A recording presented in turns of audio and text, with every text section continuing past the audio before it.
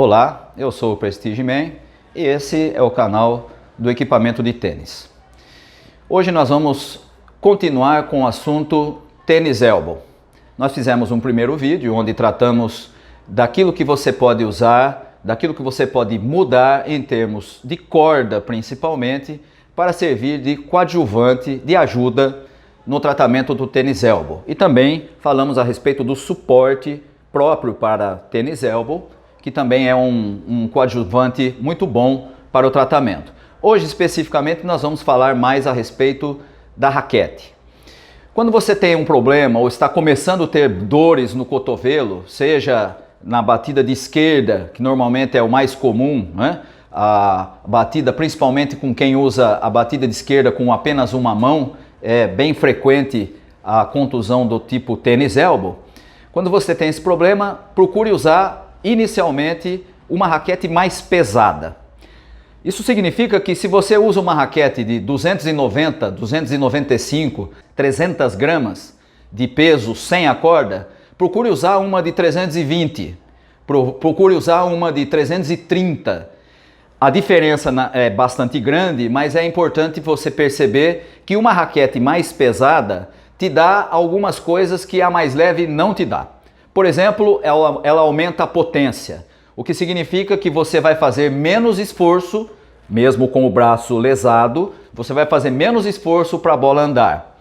Outra coisa importante da raquete mais pesada é que ela tem aquilo que a gente chama de sweet spot, a área doce de batida da bola é maior numa raquete mais pesada do que numa raquete menor. Isso pode ter algumas variações, mas de maneira geral, uma raquete mais pesada tem um sweet spot maior. E principalmente a raquete mais pesada tem muito menor vibração por conta do próprio peso estático da raquete. Ela vibra menos porque ela tem um peso estático maior, ela tem mais massa e, portanto, mesmo que você use aquela raquete e uma outra mais leve com a mesma corda, aquela mais pesada vai vibrar menos. Portanto, primeira coisa a se fazer é use uma raquete mais pesada. Ah, mas a minha é muito leve, eu não tenho uma. Empreste, arrume uma, pede para o professor te emprestar uma, pede para um colega te emprestar uma mais pesada e use durante o período de tratamento do tênis elbow. Veja, nós não vamos falar aqui em nenhum momento a respeito do que você vai tomar em termos de remédio, que tipo de tratamento, nada disso. É apenas as dicas, são apenas as dicas a respeito dos equipamentos que podem te ajudar no tratamento do tênis elbow. Além de uma raquete mais pesada, procure uma raquete com a cabeça maior do que a que você está acostumado.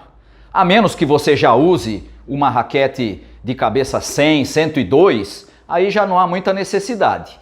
Agora, se você usa uma raquete de cabeça 95, cabeça 97 polegadas, cabeça 98, passe para uma de 100, passe para uma de 102, se possível até uma de 107, que já é considerada uma raquete oversize. Por quê? Porque a cabeça maior da raquete também te dá maior potência, o que significa menos esforço, e também te dá um sweet spot, aquela área doce de batida maior, porque a raquete tem mais área para bater, né?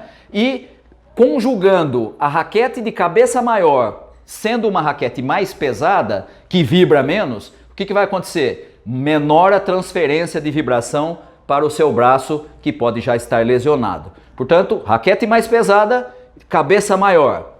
Outro detalhe importante, eu achei uma raquete lá, ela é mais pesada, ela tem cabeça maior, mas ela tem uma rigidez muito alta. Não entre nessa.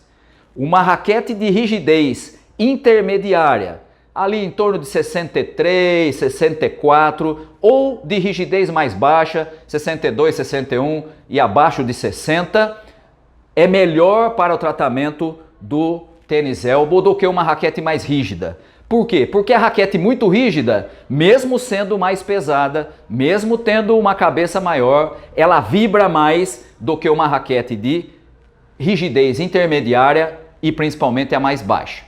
Um detalhe importante, quem já teve a oportunidade de usar uma raquete mais rígida e passou para uma raquete de rigidez mais baixa, acaba sempre confundindo o fio, o tato que a raquete mais flexível dá, com essa situação de achar que a raquete está transferindo vibração por braço. Na verdade, não é a mesma coisa.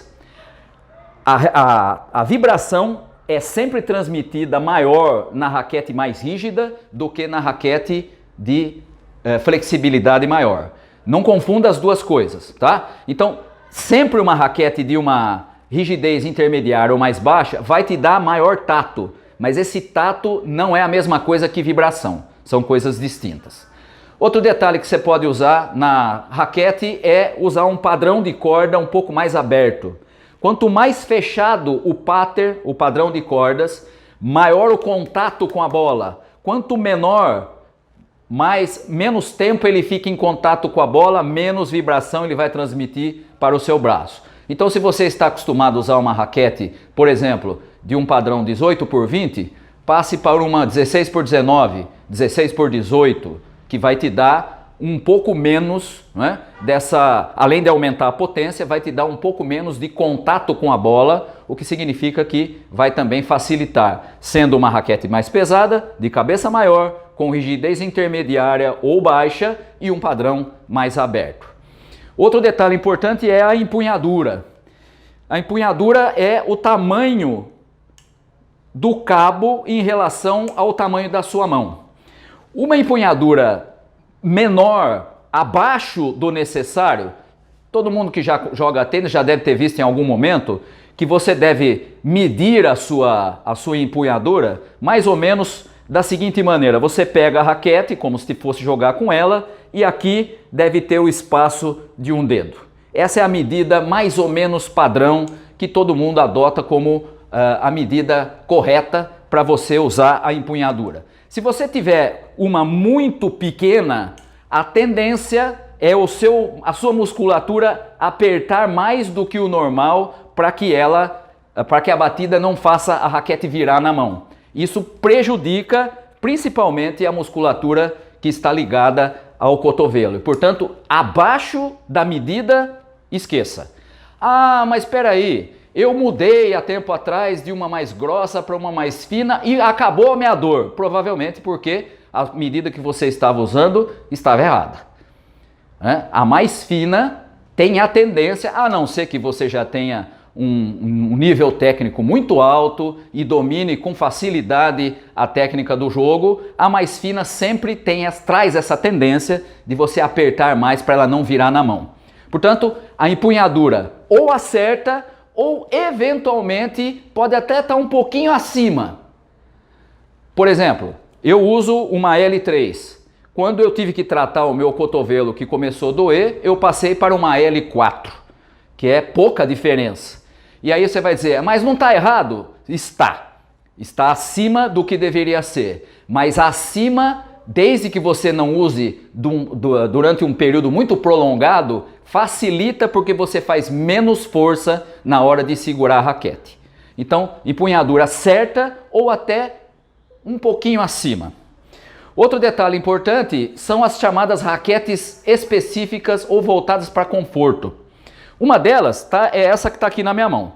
Essa raquete é da marca Angel, é uma raquete inglesa e a Angel faz vários modelos e ela tem como a sua característica diferenciada é que ela vem com aquilo que a gente chama de foam core, ou seja, ela tem um núcleo de espuma que é colocado interiormente na raquete e ela evita maiores vibrações. Ela elimina muita parte da vibração que é natural de toda a raquete. Então, esse é um exemplo bastante interessante se você quiser usar. Se você precisar ter algum contato ou saber onde é que encontra isso aqui, depois você pode colocar aí embaixo nas perguntas que eu te dou o endereço e o local onde você pode encontrar uma raquete como essa, que você não vai encontrar numa loja comum aqui no comércio no Brasil, mas está à venda aqui no Brasil. Então esse é um exemplo.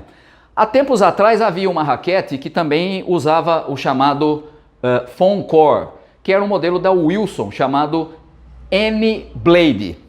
Esse modelo não existe mais, ele continua com outro nome, continua com o mesmo nome Blade, mas aquela situação que foi usada lá atrás, na época que ainda Novak Djokovic usava esse modelo, embora dele fosse um pouco diferente, mas ela vinha com o chamado foam core. Hoje não tem mais. Então esse é um exemplo bom. E uma última dica em termos de tipos de raquetes que você pode usar, há uma raquete no mercado que se chama ProKennex. Essa raquete também tem pesos diferentes, também tem modelos diferentes, mas ela traz uma tecnologia, quem já teve a oportunidade de ter ela nas mãos, você chacoalha a raquete e você escuta um barulhinho como se tivesse uma areia dentro dela. Na verdade, são micropartículas que, na medida em que você bate, ela se ajeita e evita que a vibração da raquete seja transferida para o seu braço. Então, essa é uma opção interessante também, mas mesmo assim, se você tiver que escolher uma ProKennex, procure a mais pesada, ou pelo menos mais pesada do que aquela que você está acostumado a usar, porque ela dá ainda maior conforto do que as mais leves. As mais leves são melhores do que as comuns, mas as mais pesadas dão ainda maior conforto. Então, de tudo isso, a única coisa que faltou falar é que, vamos supor que você use a sua raquete normal e embaixo do seu overgrip tenha um cushion de couro. Por exemplo, eu uso cushion de couro há muito tempo. Se eu estiver com dor no braço, troque o couro por um sintético. Use um cushion sintético que é mais confortável, dá menos tato, dá menos fio, dá, mas é mais confortável para o braço. Tá? Então essa é a última dica que eu te dou para raquetes serem boas coadjuvantes no tratamento do tênis elbow. Tá bom? Por hoje é só, espero que você tenha gostado. Abraço. Não se esqueça de se inscrever no canal aqui e também fazer os seus comentários se você tiver alguma dúvida.